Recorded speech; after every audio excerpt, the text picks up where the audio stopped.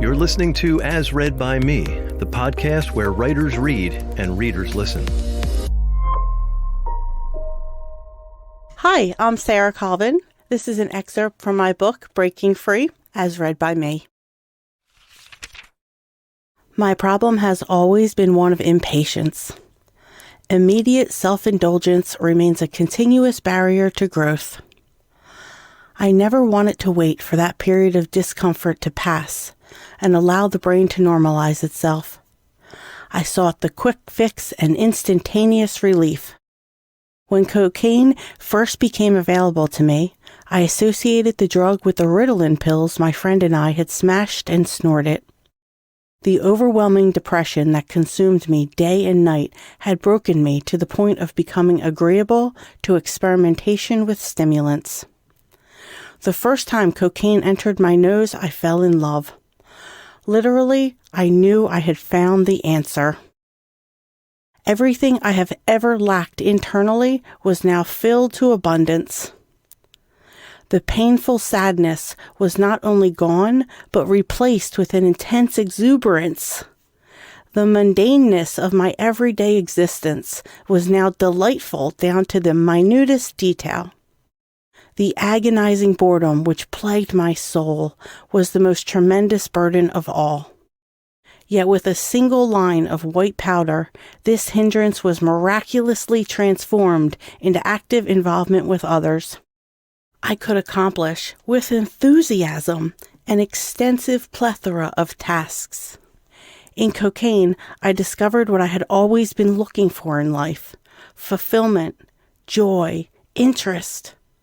Life was no longer unbearable. With cocaine, I was the girl I always knew I had inside of me.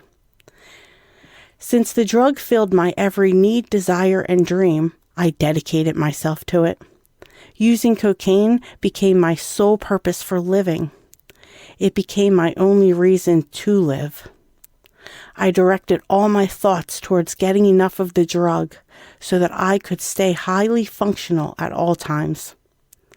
I devoted all my time to finding, planning, and scheming ways to get more. I eliminated anything from my life that distracted my attention from my new lover. I had nothing left for anything or anyone that did not aid in my pursuit for cocaine. That included school. I dropped out at 15, and my mother had me put on homebound status so that I did not get charged with truancy. I attended the local Catholic school, and the administration was compassionate and cooperative with my mother's requests.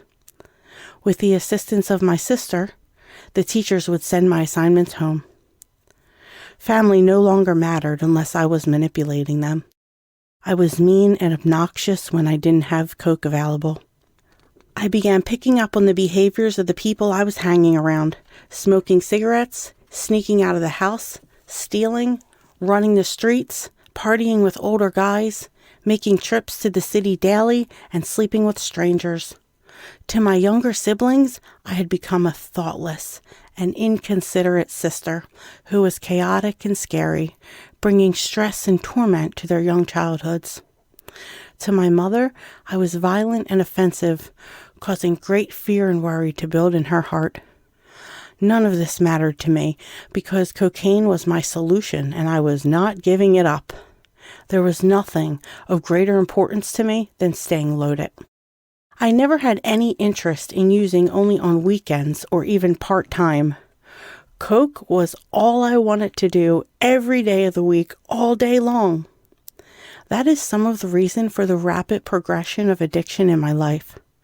I did not start out smoking weed for 5 or 10 years, then slowly move on to harder drugs.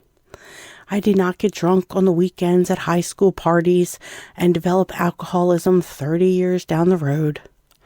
When I put that drug into me for the first time, I signed my life over to it immediately. The consequences of using increased quickly as I wasted no time procrastinating in my addiction. Before my 16th birthday, I knew I was out of control and addicted. Less than a year into actively using cocaine, fully involved with a group of heavy drug abusers, I was brutally attacked and beaten by a neighborhood girl. It happened at a house party, where earlier that night a guy had taken me into the bathroom and laid out a line on the sink for me to snort. It was darker in color and thinner in texture than what I was used to, so I asked him what it was. He told me it was cocaine from a different dealer, and that is why it looked so new. I didn't realize until years later that I had snorted my first line of heroin. I am still unaware of entirely what happened to me after I walked out of that bathroom, but I am clear that I was knocked unconscious immediately from the effects of the heroin. I returned to awareness on the living room floor with a fist pounding into my skull repeatedly.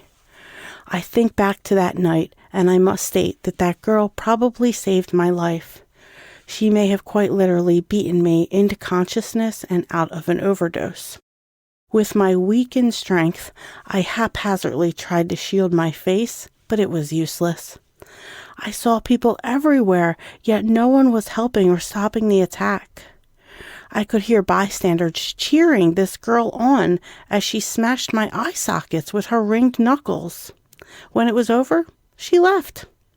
I tried to stand, but my knees buckled and I couldn't steady myself enough to walk. As I stumbled down the hallway, someone made a comment about the trail of blood I was leaving on the carpet.